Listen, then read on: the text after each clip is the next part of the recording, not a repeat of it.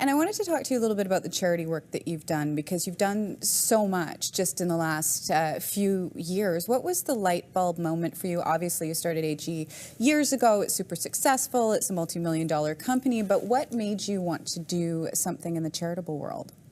The desire came from having been born in Africa myself during the apartheid era and having witnessed a lot of abuse and injustice and inequality as a small child. And then I also came to Canada in the 60s, and I became familiar with another kind of discrimination, and that was that women were being undervalued. So I grew up in that magical baby boomer era where there was cultural revolutions, equality and civil rights movements, and that really formulated who I ended up being in my life. I think it made such a deep impression on me and really guided where I ended up wanting to devote a lot of my interests. And I think it was probably about 15 years into the company when we finally realized that we were okay, we were going to make it, and we were actually quite profitable. And that was the moment where I realized it's time to be able to do something both for women and for Africa. And initially I had no idea how I was going to do it or where I was going to start. It caused me a lot of panic. I knew I wanted to do something with education and with girls and Africa, but I hadn't been back in 40 years. And you went back? I finally just talked my whole family into getting on a plane with me and going to Kenya. And I found an NGO there that was based in Africa. They took us into the Kibera slums. I saw the first school, and that was it. I was sold. I was done. What was it like for you meeting those girls and starting these schools and knowing that you're helping them get an education that honestly people there just do not get? And it's the key to alleviating poverty. Creating equality is absolutely fundamental in order for Africa to move forward. And the feeling to be able to do that, I have to say it's like raising my own two girls.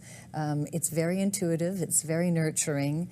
My role is just to go and provide the funds and the support to be able to give them the opportunity to realize their potential. And when you see them take the bit and start to work towards their goals, nothing's stopping them anymore. It's really quite rewarding. And do some of them really call you Mom? They do. What's that like? They do. They tell me That's they so love sweet. me. They send me emails. They all have laptops when they go to university. I have a great relationship. I'm in contact with all of them regularly. That's wonderful. And what is One Girl Can? One Girl Can is now a registered charity that was formed because it was difficult for me to work with NGOs in Africa. I suppose it's because I'm very entrepreneurial. After a while, you just want to be able to clear everybody out of the way and do it your own way. And so we developed something where we now have project managers in Africa. We manage our own construction projects.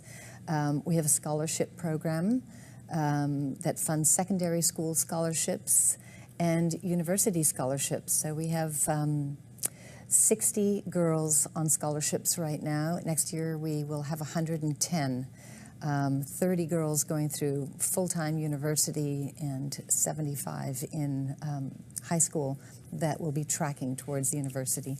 And you've launched a hair product this month with AG to bring it all back to the company that started it all, that money will actually be donated to the charity. Maybe you can talk a little bit about that. Yeah, it's a hairspray. Our tagline is Use, Love, Repeat, and the hairspray is called Use, Love, Educate.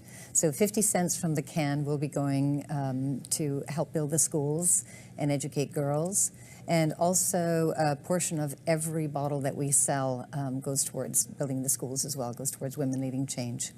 And we've talked a little bit about your husband, John. We've been showing some photos of him. You obviously have two wonderful children, and family is so important to you, but your husband had a little bit of a health issue, and you donated a kidney to him? Yeah, we're joined at the kidney, actually. You really are. We really are. That was an amazing moment.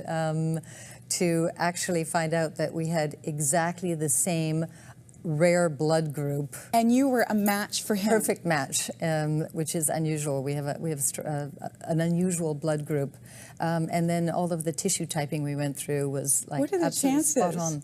It was amazing, and that is like having another child as well. That was an amazing, amazing experience, being able to do that with your husband. What an absolutely wonderful story, and thank you so much for sharing it with us today, Lotte. For more information, you can go to aghair.com to find out about all the products.